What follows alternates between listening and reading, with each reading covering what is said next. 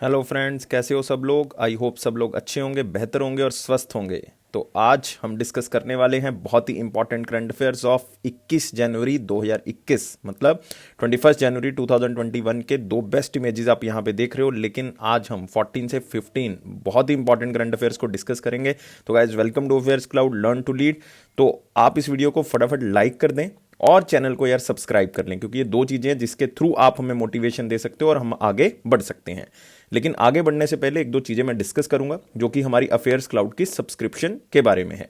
आप हमारे पीडीएफ्स को बाय कर सकते हो, जो कि बहुत ही नॉमिनल प्राइस पे अवेलेबल है। लेकिन काफी बच्चे कमेंट करते हैं कि सर ये साइट के ऊपर अवेलेबल नहीं है 2021 का प्लान। तो गाइज, आपको बताना चाहूंगा कि जो 2021 का प्लान है वो हमारी एप्लीकेशन के ऊपर आपको मिल जाएगा। एप्लीकेशन का जो नाम है वो अफेयर्स क्लाउड नहीं है, वो क्या है, करियर्स क्लाउड।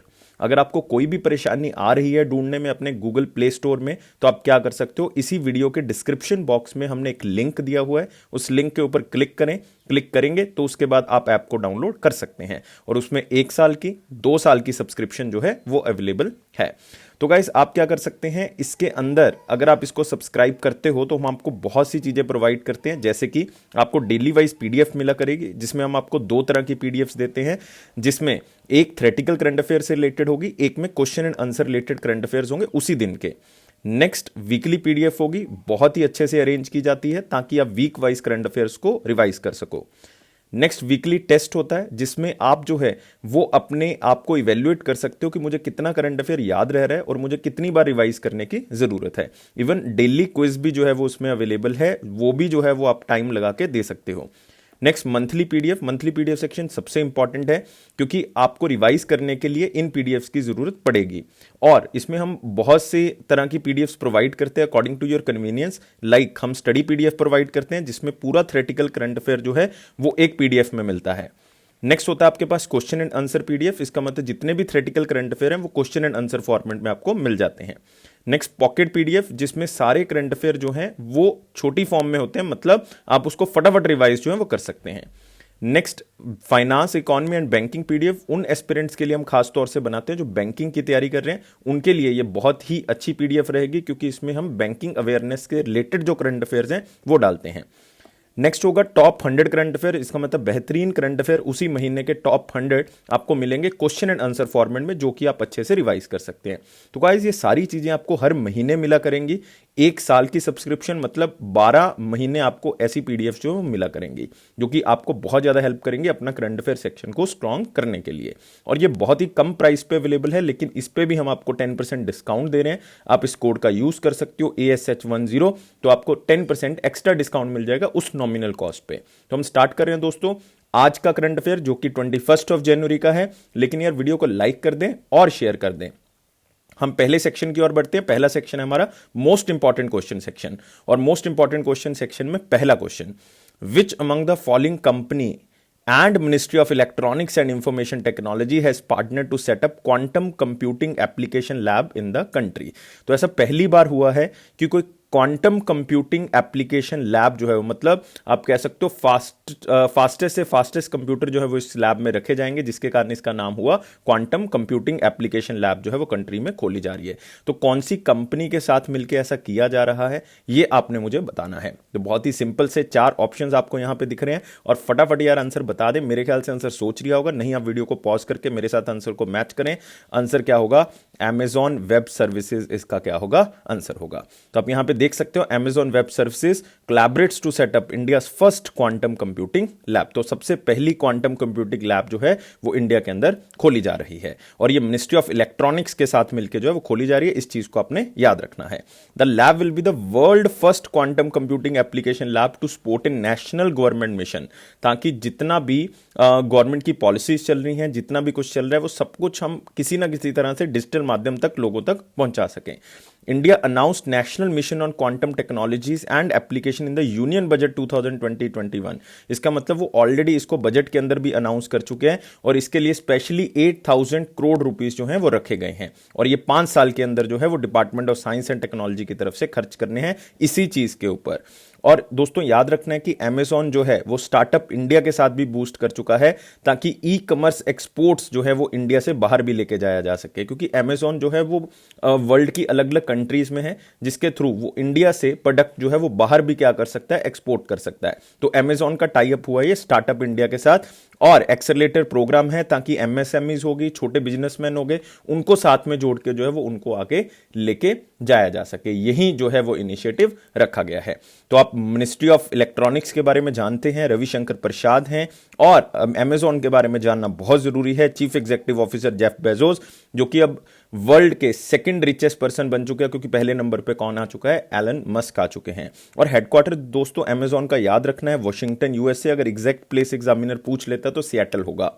तो अगले क्वेश्चन की तरफ बढ़ते हैं दोस्तों। The first Indian state to give electricity subsidy through direct benefit transfer, India की ऐसी पहली स्टेट कौन सी बन गई है जो इलेक्ट्रिसिटी सब्सिडी दे रही है, मतलब पावर सब्सिडी दे रही है फार्मर्स को, स्पेशली डायरेक्ट बेनिफिट ट्रांसफर के थ्रू, मतलब उनके अकाउंट में सीधा ही पैसा जो है वो दिया जाएगा। तो यहां पे बताएंगे कौन सी स्टेट की हम बात कर रहे हैं। एक हिंट आपको देता हूं कि यहां पे पन्ना बायोस्फीयर रिजर्व है, यहां पे बांधवगढ़ नेशनल पार्क है, बांधवगढ़ नेशनल पार्क, यहां पे आपको कान्हा टाइगर रिजर्व मिल जाएगा। तो ये सारी चीजें आपको इसी स्टेट में मिलेंगी, और यहीं पे आपको मिलेगा पंचमढ़ी बायोस्फीयर रिजर्व। और गाइस बहुत ही इंपॉर्टेंट स्टेट होगी, आंसर क्या होगा इसका, मध्य प्रदेश। मेरे ख्याल से नेशनल पार्क और बायोस्फीयर रिजर्व से आप समझ चुके होंगे कि मध्य प्रदेश ऐसी पहली स्टेट है जो पावर सब्सिडी दे रही है फार्मर्स को through direct benefit transfer scheme, मतलब अकाउंट में पैसा दिया जाएगा। और this achievement has made it eligible for additional borrowing equivalent to 0.15% of its gross state domestic product. मतलब इससे क्या होगा, सरकार को एक्स्ट्रा बोरिंग्स जो है वो करनी पड़ेंगी अलग से, क्योंकि किसानों को पैसा देना है तो सरकार को कहीं ना कहीं से तो उठाना पड़ेगा। तो इसका मतलब इसके लिए उनको थोड़ी सी बोरिंग जो है वो, मतलब उनका डेट जो है वो क्या हो जाएगा, इंक्रीज हो जाएगा। In this regard the expenditure department under the finance ministry already approved 1423 crore through open market borings. इसका मतलब उन्होंने कहीं ना कहीं से इस पैसे को बोरो किया है और इतना ऑलरेडी जो है वो कर चुके हैं। लेकिन हमारे लिए इंपॉर्टेंट है कि पहली स्टेट कौन सी है जो पावर सब्सिडी दे रही है डायरेक्ट बेनिफिट ट्रांसफर के थ्रू। तो नेशनल पार्क्स के बारे में मैं पहले ही बता चुका हूं, मध्य प्रदेश के बारे में जान ले, शिवराज सिंह चौहान जो है वो चीफ मिनिस्टर हैं, कैपिटल भोपाल है, और गवर्नर आपको पता है आनंदीबेन पटेल हैं। और दो न्यूज आपने याद रखनी है जो इससे रिलेटेड है, मैंने एक दो दिन पहले ही आपको करवाया था क्वेश्चन कि मध्य प्रदेश ने केरला के साथ टाई अप किया है ताकि हम अच्छे टूरिज्म को प्रमोट कर सकें, हम जो हैं वो बहुत ही अच्छे टूरिज्म के आगे बढ़ा सकें। वो किसके साथ टाई अप किया है, केरला के साथ टाई अप किया है। और एक दूसरी न्यूज आपने दोस्तों याद रखनी है इसके अंदर कि जो ट्राइबल अफेयर्स मिनिस्ट्री की तरफ से पहली बार आदि महोत्सव या ट्राइबल अफेयर स्टार्ट किया गया, नेशनल ट्राइबल फेस्टिवल स्टार्ट किया गया, वो भी कहां पे किया गया था, मध्य प्रदेश में। दोनों ही न्यूज मध्य प्रदेश से रिलेटेड इंपॉर्टेंट है। नेक्स्ट क्वेश्चन पे आते हैं। महाराष्ट्र गौरेवाड़ा इंटरनेशनल जू रिनेम्ड एज, जो गौरेवाड़ा इंटरनेशनल जू है उसका नाम जो है वो बदल के क्या रखा जाएगा, बहुत ही इंपॉर्टेंट क्वेश्चन है, और इसको मोस्ट इंपॉर्टेंट क्वेश्चन में जो है वो मार्क कर लें। तो गाइस आंसर क्या होगा, गौरेवाड़ा इंटरनेशनल जू का नाम जो है वो क्या रखा जाएगा। तो आपको चार ऑप्शंस यहां पे दिख रही हैं और मेरे ख्याल से आंसर देने में कोई प्रॉब्लम नहीं आएगी। और ये जो जूलॉजिकल पार्क है ये नागपुर महाराष्ट्र के अंदर जो है वो सिचुएटेड है। तो आंसर बहुत ही सिंपल है, आंसर है बाला साहब ठाकरे गौरेवाड़ा इंटरनेशनल जूलॉजिकल पार्क। तो आंसर क्या होगा इसका, सी आंसर होगा, बाला साहब ठाकरे के नाम से इसको रखा जा रहा है। तो आप यहां पे देख सकते हैं बाला साहब ठाकरे का फोटो, लेकिन आप यहां पे देख सकते हो महाराष्ट्र रिनेम्स गौरेवाड़ा इंटरनेशनल जू इन नागपुर। एक तो जगह याद रखनी है कहां पे, महाराष्ट्र में, नागपुर के अंदर है बाला साहब ठाकरे गौरेवाड़ा इंटरनेशनल जूलॉजिकल पार्क। तो 2019 में इसका अप्रूवल जो है वो ministry of environment, forest and climate change ने डिसाइड कर लिया था कि एक जू और बायोपार्क जो है वो खोला जाएगा, कहां पे, गौरेवाड़ा नागपुर के अंदर। तो अब उसका नाम भी बदल के जो है वो क्या कर दिया है, बाला साहब ठाकरे। तो बाला साहब ठाकरे के बारे में एक दो पॉइंट्स जो है वो मैं आपको रिकॉल करवाना चाहूंगा, मेरे ख्याल से आपने बहुत टाइम पहले इनके बारे में पढ़ा होगा। तो 2012 तक जो है, मतलब 2012 में इनका देहांत हो गया था। He started his professional career as a cartoonist. सबको पता है कि कार्टूनिस्ट थे, अखबार में जो है वो जो स्टायर कार्टूनिस्ट आते हैं वो बनाते थे with the English language daily, the free press journal. तो आपसे पूछा जा सकता है स्पेशली जो महाराष्ट्र से बिलोंग करते हैं। फिर उन्होंने शिवसेना बनाई 1966 में, जबकि पावर में उस टाइम पे कौन आई थी, Indira Gandhi. The right wing Marathi regional party in India. He was founder of Marathi language newspaper सामना, आज भी चल रहा है, सामना में छपती हैं चीजें। It is to be noted that he did not hold any official position during his political career. ये एक खास बात थी कि आज तक ठाकरे परिवार से कोई भी बंदे ने ऑफिशियल कोई भी पॉलिटिकल पोजीशन नहीं पहचानी थी। इससे पहले जो है कोई भी बंदा नहीं आया, लेकिन अभी जो है वो हमारे पास हैं, राज ठाकरे जी जो है वो चीफ मिनिस्टर हैं, इवन उनके बेटे भी जो है वो मिनिस्ट्री में हैं। तो महाराष्ट्र के बारे में एक दो नेशनल पार्क याद कर लें, Navegaon national park, Chandoli national park, Tadoba national park जो कि एक टाइगर रिजर्व है, संजय गांधी नेशनल पार्क। और गाइस टाइगर रिजर्व में एक और याद रखना है, पेंच टाइगर रिजर्व। आप कहोगे सर ये मध्य प्रदेश में, यस ये बाउंड्री शेयर करता है मध्य प्रदेश के साथ। एक है मेलघाट टाइगर रिजर्व, एक है सह्याद्री टाइगर रिजर्व। तो आप इतने कैसे याद करोगे, हम रोज रिवाइज करते हैं तो कभी ना कभी जो है वो आपको जरूर याद होंगे। एक दिन में सारी चीजें याद नहीं हो सकती दोस्तों। सबसे अच्छा फंडा क्या है याद करने का, रिवीजन रिवीजन एंड रिवीजन। तो अगले क्वेश्चन की तरफ बढ़ते हैं दोस्तों। अगला क्वेश्चन है हमारे पास, which of the following released global risk report 2021। Global risk report 2021 जो है वो किसने रिलीज की है? तो फटाफट मुझे बता दें ग्लोबल रिस्क रिपोर्ट के बारे में कि किसने इसको रिलीज जो है वो किया है। ये रिपोर्ट दोस्तों बहुत ही इंपॉर्टेंट है, क्योंकि इससे आपको ये पता लग जाता है कि क्राइसिस के टाइम पीरियड पे कभी भी, जैसे अभी कोविड-19 है या कुछ भी है, कोई डिजीज है या कोई एनिमल डिजीज फैल चुकी है, या फिर आप कह सकते हो इकोनॉमिक क्राइसिस है, कोई भी क्राइसिस है, तो उस टाइम पीरियड पे वो कंट्री अपने आप को किस तरह से बेहतर बना सकती है, तो इस रिपोर्ट से आप आइडिया लगा सकते हैं।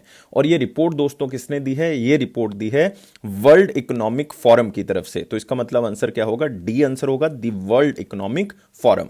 तो आप यहां पे देख सकते हैं दोस्तों, दी वर्ल्ड इकोनॉमिक फोरम, ये 16th world economic forum global risk report है 2021 की। तो आपने नंबर जरूर याद रखना है, 16th नंबर की ये रिपोर्ट है। और वर्ल्ड इकोनॉमिक फोरम ने इस रिपोर्ट को रिलीज किया है। और फाइंडिंग क्या कहती है इस रिपोर्ट की, कि global risk perception survey undertaken by over 650 members of world economic forum diverse leadership community. तो उन्होंने ये सर्वे किया है 650 कम्युनिटीज के अंदर कि किस तरह से जो रिस्क को झेलने में सक्षम हैं या किस तरह से वो आगे बढ़ सकते हैं। मेन ऑब्जेक्टिव यही है कि इस रिपोर्ट से ये पता लग जाता है किसी भी देश की गवर्नमेंट को कि और इंटरनेशनल कम्युनिटीज को कि हम क्राइसिस के टाइम पीरियड पे किस तरह से बेहतर परफॉर्म कर सकते हैं। तो 3 तरह के थ्रेट्स उन्होंने जो है वो बताए हैं। वो कहते हैं clear and present danger, short term में जो है वो क्या हो सकता है, 0 से 2 ईयर्स, मतलब इन्फेक्शियस डिजीज, लाइवलीहुड डिजीज या एक्सट्रीम वेदर इवेंट्स ऐसे आ सकते हैं। ये 3 इवेंट्स जो हैं वो आपको आने वाले 2 सालों के अंदर दिख सकते हैं। इसके थ्रू जो है वो सर्वे किया जाता है कंट्रीज को आने वाले 2 साल के अंदर।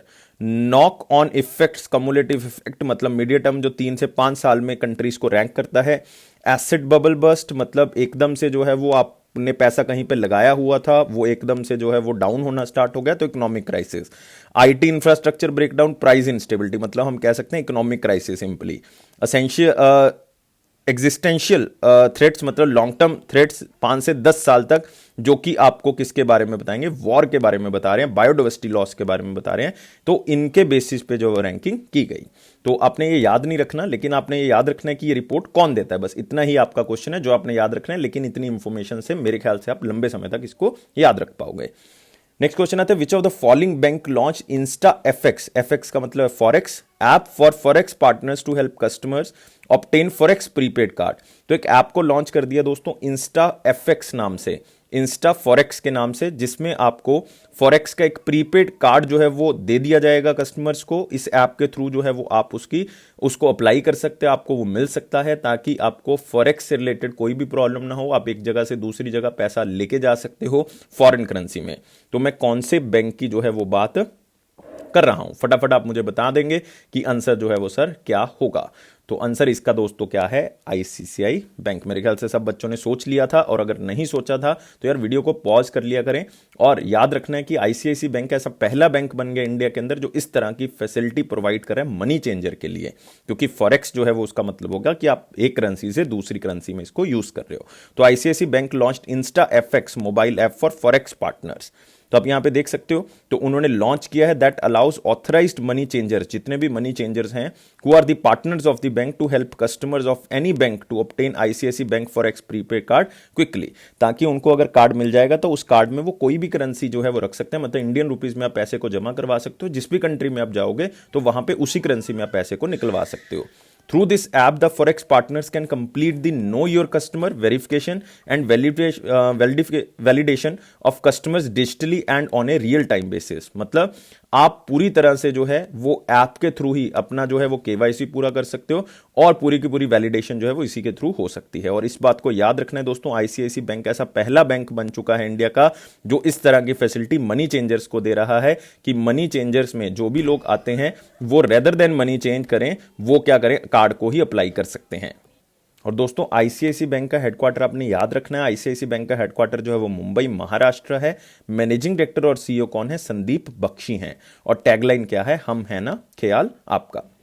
नेक्स्ट क्वेश्चन पे आते हैं, विच of the following ministers get additional charge of Ayush ministry. Guys बहुत ही इंपॉर्टेंट क्वेश्चन है, मोस्ट इंपॉर्टेंट में इसको कंसीडर कर लो, क्योंकि आयुष मिनिस्ट्री के जो पहले मिनिस्टर थे श्रीपद येसो नायक जी, उनकी तबीयत खराब चल रही है, तो उनकी जगह पे टेम्परेरी बेसिस पे ये चार्ज जो है वो किसी को दिया गया है। तो आपसे क्वेश्चन पूछा जा सकता है रिसेंट इवेंट्स में कि किसको ये चार्ज दिया गया है। तो आंसर दोस्तों इसका क्या होगा कि किसको ये चार्ज दिया गया? आंसर है हमारे पास मिनिस्ट्री ऑफ यूथ अफेयर्स मतलब स्पोर्ट्स के, और वो कौन है? किरण रिजिजू जी को। तो याद रखना है, सिर्फ सिंपल क्वेश्चन है और कुछ भी इसमें याद करने वाली बात नहीं है, सिर्फ आप कॉन्स्टिट्यूएंसी याद कर सकते हैं, वो मैं आपको अभी बता देता हूं। लेकिन किरण रिजिजू जी को एडिशनल चार्ज दिया गया मिनिस्ट्री ऑफ आयुष का। और आपको पता होना चाहिए दोस्तों कि आयुष का मतलब जो है वो यहां पे क्या है। मैं हर बार बताता हूं, आयुष का मतलब है यहां पे आयुर्वेदा, योगा एंड न्यूरोपैथी, यूनानी, सिद्धा एंड दी होम्योपैथी। तो ये मतलब है।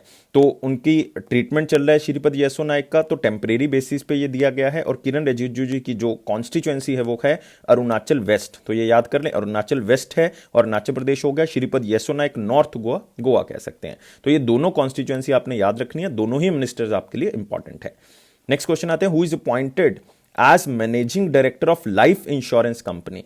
तो आपको पता होना चाहिए क्योंकि लाइफ इंश्योरेंस कंपनी के 4 मैनेजिंग डायरेक्टर हैं। मैं आपको नाम बता देता हूं, विपिन आनंद हैं, सुशील कुमार हैं, सुशील कुमार, मुकेश कुमार गुप्ता हैं, राजकुमार हैं। लेकिन इन चारों में से एक का टाइम पीरियड जो है वो पूरा हो चुका था, तो इसलिए जो है वो नए जो एमडी जो हैं वो लगाए गए हैं।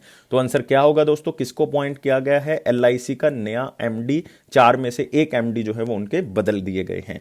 तो आंसर क्या होगा इसका? आंसर बहुत ही सिंपल है दोस्तों, आंसर क्या होगा? सिद्धार्थ मोहंती। तो याद कर ले, एलआईसी के नए एमडी जो है वो कौन लगाए गए? सिद्धार्थ मोहंती। बस इतना ही याद रखना, इसमें और कुछ भी याद करने वाली बात नहीं है। और एलआईसी के बारे में याद रखना है, एलआईसी के चेयरमैन, ये आपके लिए दोस्तों इंपॉर्टेंट है, चेयरमैन एमआर कुमार, क्योंकि वो तो एक ही है इसलिए आपके लिए इंपॉर्टेंट है। लेकिन एमडी जो रिसेंटली अपॉइंट किए गए वो कौन है? सिद्धार्थ मोहंती। बाकी तीनों मैं बता देता हूं कौन कौन है। विपिन आनंद हैं, टीसी सुशील कुमार चले गए हैं, अब सिद्धार्थ मोहंती आ गए हैं, मुकेश कुमार गुप्ता हैं और राजकुमार हैं। तो ये 4 बंदे हैं। और नेक्स्ट क्वेश्चन है, who has been appointed as the chairman and MD of telecommunication consultants India limited. तो टेलीकम्युनिकेशन कंसल्टेंट इंडिया लिमिटेड जो कि न्यू दिल्ली में इसका हेडक्वार्टर है और ये मिनिस्ट्री ऑफ कम्युनिकेशन के अंडर आती है। और इसका एमडी जो है और चेयरमैन किसको अपॉइंट किया गया? तो फटाफट बता दें इसका आंसर क्या होगा, क्योंकि यहां पे भी आपको अजय त्यागी ऑप्शन मिल रहा है, पिछले क्वेश्चन में मिला था। अजय त्यागी दोस्तों किसके चेयरमैन है? अजय त्यागी सेबी के चेयरमैन है, securities and exchange board of India के चेयरमैन है। तो यहां पे हम बात किसकी कर रहे हैं? और यहां पे बात हो रही है संजीव कुमार की। तो याद रखना है दोस्तों, आंसर क्या होगा इसका? संजीव कुमार होगा, जो कि आपको ऑप्शन के अंदर नहीं दिख रहा, क्योंकि अजय त्यागी मैं बता चुका हूं सेबी के हैं। जो हमारे पास एसके खुंतिया जी हैं, सुभाष कुमार खुंतिया जी हैं, ये हमारे पास आईआरडीआई के हैं। एमएम कुटी आपको पता है कि एयर क्वालिटी मैनेजमेंट कमीशन के जो हैं वो चेयरमैन लगाए गए हैं। तो संजीव कुमार इसका आंसर होगा, नोट कर लें इसको, यहां पे आपको ऑप्शन नहीं मिलेगी। तो आंसर क्या होगा इसका? संजीव कुमार होगा। नेक्स्ट आते हैं दोस्तों वेरी इंपॉर्टेंट क्वेश्चन सेक्शन की तरफ। वेरी इंपॉर्टेंट क्वेश्चन में पहला क्वेश्चन है, which among the following the ministry of road transport and highway sign MOU to boost collaboration in geo hazard management. तो जो हमारा जियोलॉजिकल हैजार्ड मैनेजमेंट है उसको कंट्रोल करने के लिए ministry of road and transport के साथ किसने एमओयू जो है वो साइन किया है? तो फटाफट बताएंगे सब बच्चे क्या इसका आंसर होना चाहिए। हम बात कर रहे हैं यहां पे जियो हैजार्ड मैनेजमेंट की। तो आंसर क्या होगा दोस्तों इसका? जियो हैजार्ड मैनेजमेंट के लिए ये साइन हुआ है डीआरडीओ के साथ, मतलब मैं बात कर रहा हूं जी सतीश रेड्डी की, defence research and development organisation की यहां पे बात हो रही है। तो एग्रीमेंट इसलिए हुआ है कि ताकि जो रोड में जा रहे हैं, रोड यूजर्स हैं, खास करके नेशनल हाईवेज में, वो ध्यान रखें कि कहां पे लैंडस्लाइड्स हो रही हैं, कहां पे नेचुरल क्लैमिटीज जो हैं वो आ रही हैं, वो चीज देख के जाएं ताकि कोई भी प्रॉब्लम जो है वो उनको ना आ सके। तो ये एक एग्रीमेंट है ताकि लोगों की सेफ्टी को इंश्योर किया जा सके। तो आप यहां पे देख सकते हो ministry of road and transport, Nitin Gadkari ji की बात हो रही है। डीआरडीओ मतलब मैं जी सतीश रेड्डी जी की बात कर रहा हूं। तो जियो हैजार्ड मैनेजमेंट, चाहे वो लैंडस्लाइड है, चाहे वो स्नोफॉल है, चाहे आप कह सकते हो कि वो सुनामी है, कोई भी नेचुरल क्लैमिटीज का इंसिडेंट है, तो ये इंसिडेंट साइन हुआ है ताकि लोगों की सेफ्टी को इंश्योर किया जा सके। सिंपल, द मेन ऑब्जेक्टिव यही है कि नेशनल हाईवेज में इंडिया के लोगों की सेफ्टी जो है वो बरकरार रखी जाए। किस तरह से? ताकि उनको एडवर्स इफेक्ट जो कि लैंडस्लाइड या किसी भी तरह की नेचुरल क्लैमिटीज है उससे बचाया जा सके। और रोड एंड ट्रांसपोर्ट का आपको पता है यूनियन मिनिस्टर नितिन गडकरी हैं, लेकिन ये नहीं पूछेंगे आपको, मिनिस्टर ऑफ स्टेट पूछेंगे, वो वीके सिंह होगा आंसर। नेक्स्ट क्वेश्चन आते हैं, which first Indian cricketer made international debut across all 3 formats of game during the same tour. दोस्तों एक नया क्वेश्चन आपके सामने आया है और हमने इसको क्वेश्चन को आपके लिए जो है वो जनरेट किया है। Which first Indian cricketer made international debut across all 3 formats on the game during the same tour. एक ही कंट्री के खिलाफ उसी टूर के अंदर जो है वो उन्होंने तीनों फॉर्मेट, टेस्ट हो गया, वनडे हो गया और T20 हो गया, उसमें उन्होंने डेब्यू किया। और आंसर दोस्तों इसका क्या होगा? आंसर होगा इसका नटराजन। तो आंसर क्या होगा दोस्तों? इसका नटराजन होगा। आप यहां पे देख सकते हैं इंडिया जो है वो टेस्ट क्रिकेट जो सीरीज है ऑस्ट्रेलिया के खिलाफ वो जीत चुका है 2-1 से, जिसको बॉर्डर गावस्कर सीरीज जो है वो कहा जाता है, मतलब एलन बॉर्डर और सुनील गावस्कर जी के नाम से। तो आप देख सकते हो यहां पे एक दो चीजें मैं आपको इंपॉर्टेंट बताना चाहूंगा। India stand in captain Ajinkya Rahane become the first recipient of the Mullagh medal. इसको याद रख लेना आपने कि पहले रिसिप्टेंट जो है वो कौन है, किसको मिला है, पहले रिसिपिएंट कौन है मुलाग मेडल के, वो है अजिंक्य रहाणे, जो कि हमारे टेम्परेरी कैप्टन हैं टेस्ट क्रिकेट के। Ravichandran Ashwin set a new world record for dismissing the most number of left handed batsman इन 192। तो 192 क्रिकेटर्स को उन्होंने जो है वो डिसमिस किया है, लेफ्ट हैंडेड बैट्समैन को। ये एक नया रिकॉर्ड जो है वो उन्होंने हासिल किया।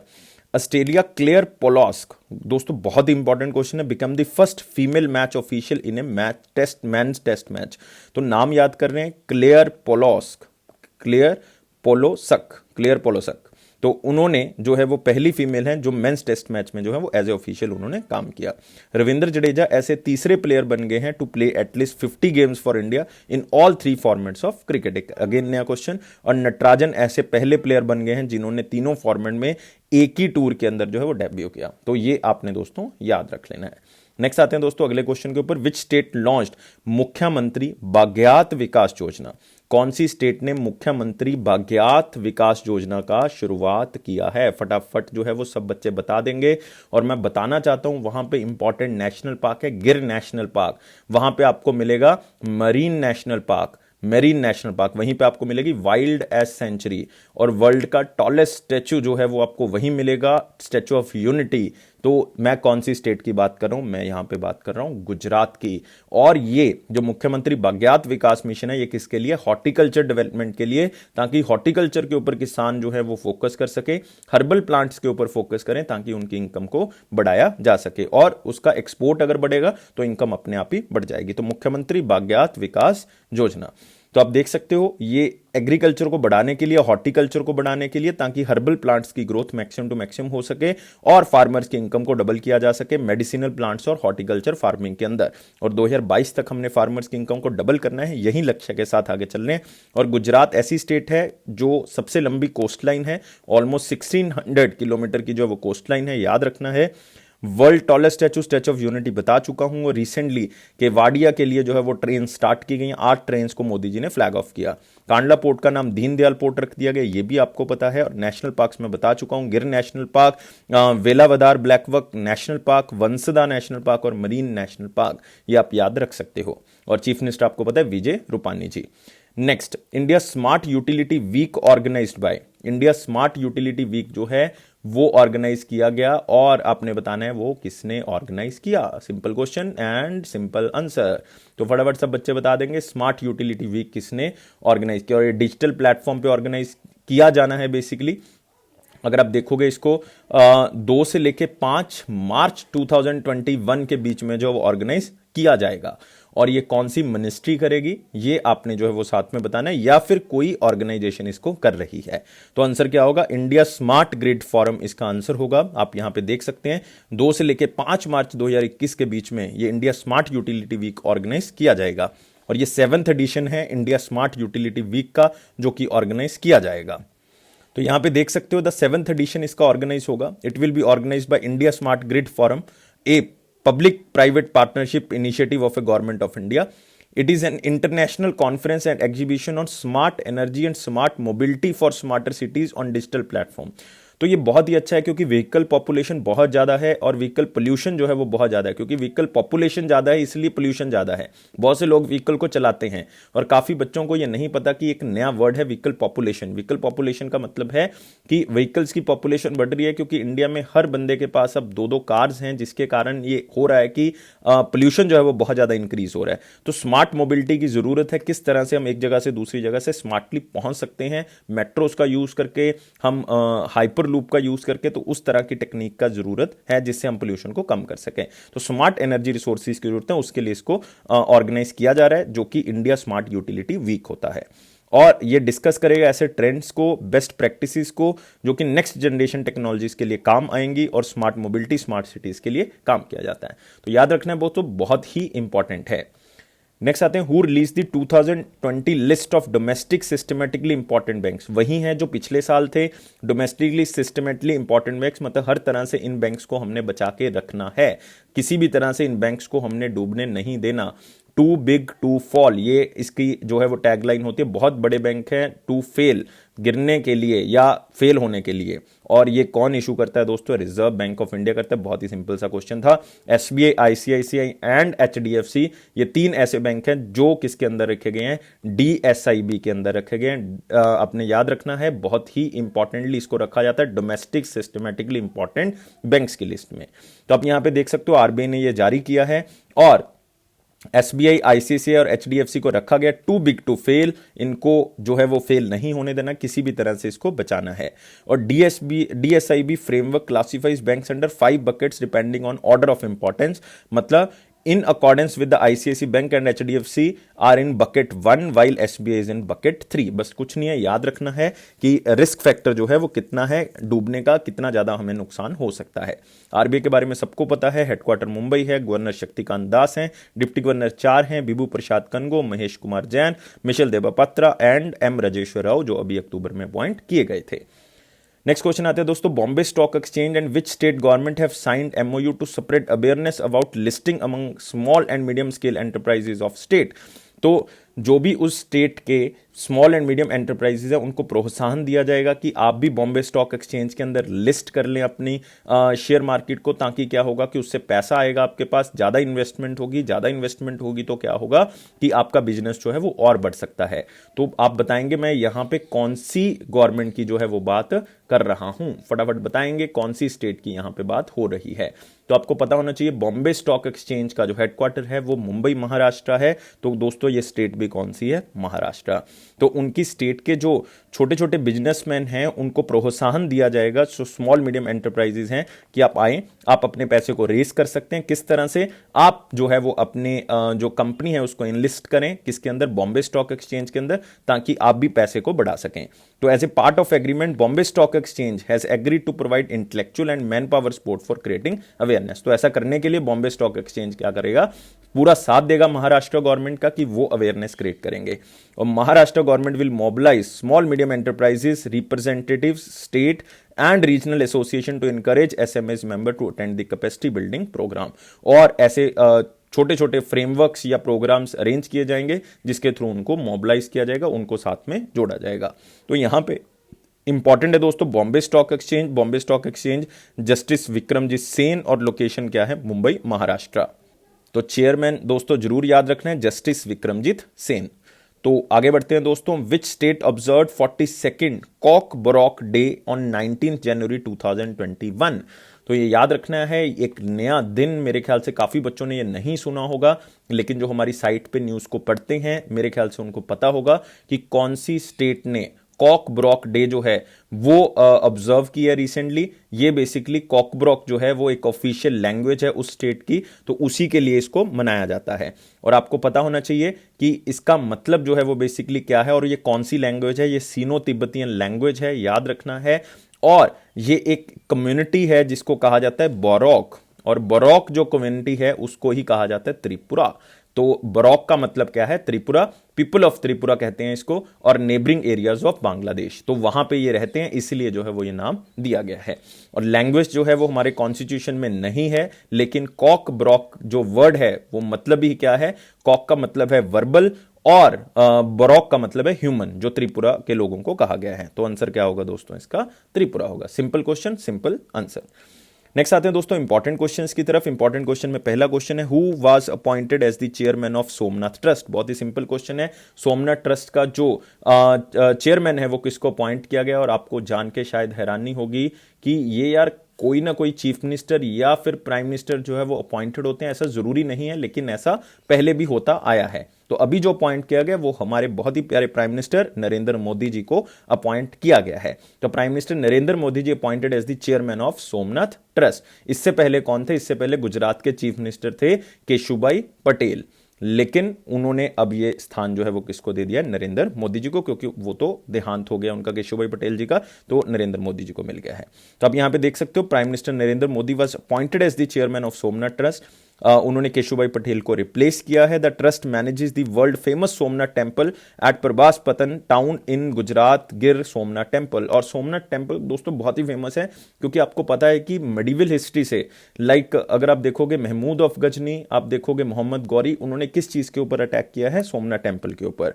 नरेंद्र मोदी ऐसे second prime minister who has been appointed as the chairman of the temple trust after prime minister Morarji Desai. इससे पहले प्राइम मिनिस्टर मोरारजी देसाई रह चुके हैं सोमनाथ ट्रस्ट के चेयरमैन। तो दूसरे प्राइम मिनिस्टर कौन बने? नरेंद्र मोदी।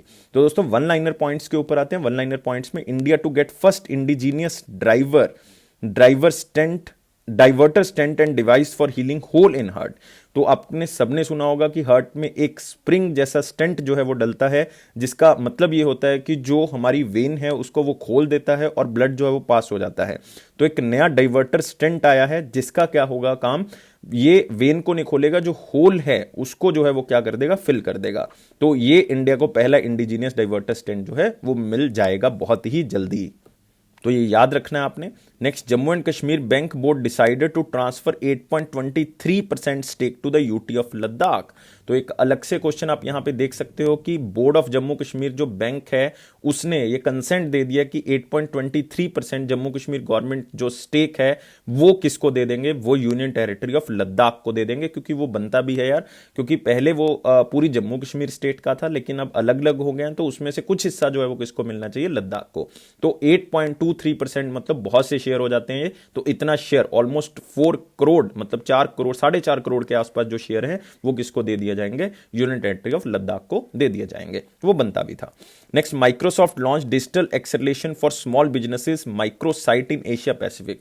तो दोस्तों इसको आप याद कर सकते हैं, बहुत ज्यादा इंपॉर्टेंट तो नहीं है, लेकिन आपने इसमें जो वर्ड याद करना है माइक्रोसॉफ्ट याद करना है, और साथ में आपने जो है वो क्या याद करना है? बहुत ही इंपॉर्टेंट।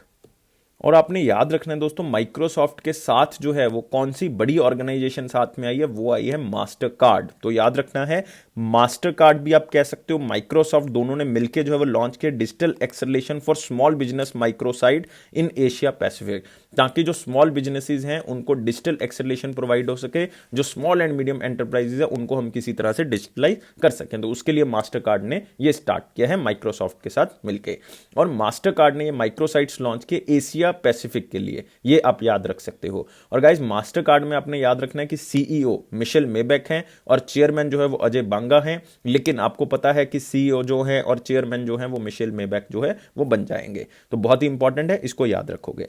नेक्स्ट, मध्य प्रदेश ऐसी पहली स्टेट बन गई जो पावर सब्सिडी देगी फार्मर्स को, डीबीटी मतलब सीधा पैसा अकाउंट में जाएगा।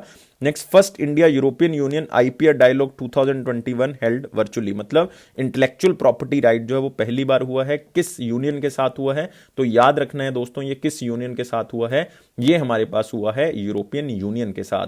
तो बहुत ही इंपॉर्टेंट है, ये इंटेलेक्चुअल प्रॉपर्टी से रिलेटेड है और इसमें हम क्या करेंगे, इंडस्ट्रीज और इंटरनल ट्रेड को क्या करेंगे, प्रमोट करेंगे। तो उसके बारे में इसमें बात की जा रही है और इंटेलेक्चुअल प्रॉपर्टी राइट्स के बारे में बात की जाएगी। और गाइस याद रखना है यूरोपियन यूनियन का हेडक्वार्टर कहां पे, ब्रसल्स।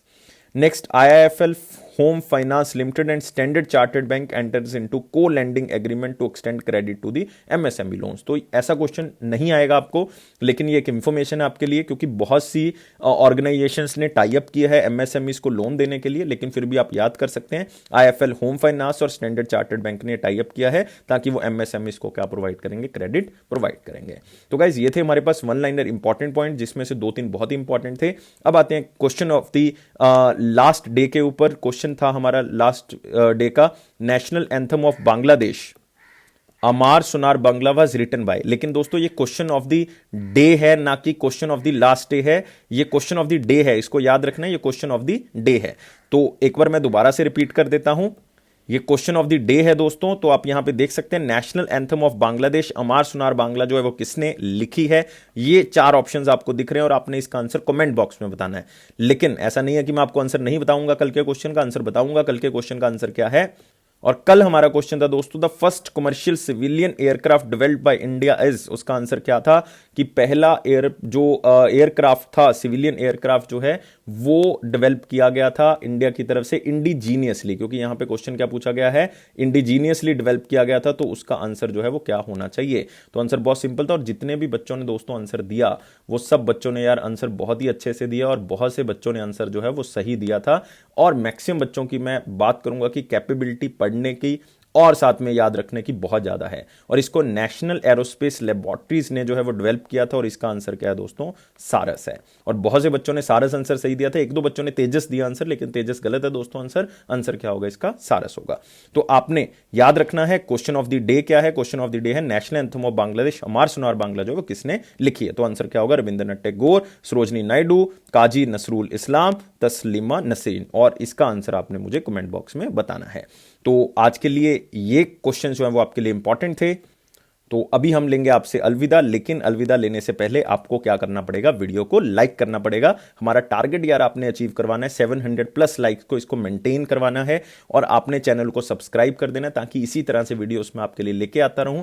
और आज दोस्तों आपका अक्टूबर का 1 जो करंट अफेयर पेंडिंग है, आपका दिसंबर का 1 जो पेंडिंग है, और नवंबर के 2 पेंडिंग है, मैं आज अपलोड कर दूंगा। और इस वीक के एंड तक आपको सारे के सारे वीकली करंट अफेयर अक्टूबर, नवंबर, दिसंबर और जनवरी का मिल जाएगा। जनवरी का ऑलरेडी अपलोड हो चुका है, कल अपलोड कर दिया था। बेल बटन को प्रेस कर दें ताकि कोई भी नोटिफिकेशन मिस ना हो। और अफेयर्स क्लाउड का प्रॉमिस है यार, आपका जो करंट अफेयर का जो कॉन्फिडेंस है वो जरूर बूस्ट हो जाएगा अगर आप लगातार 2-3 महीने इसको देख रहे हो, और आप जो है 101% जो है वो बहुत अच्छे हो जाओगे करंट अफेयर में। तो guys thank you for watching this video. और लाइफ को यार बहुत ज्यादा सीरियस ना लें, अच्छे से पढ़ें, आराम से रहें, खुश रहें, और इसी तरह से वीडियोस को देखते रहें और लाइक करते रहें। Thank you guys, take care, bye bye.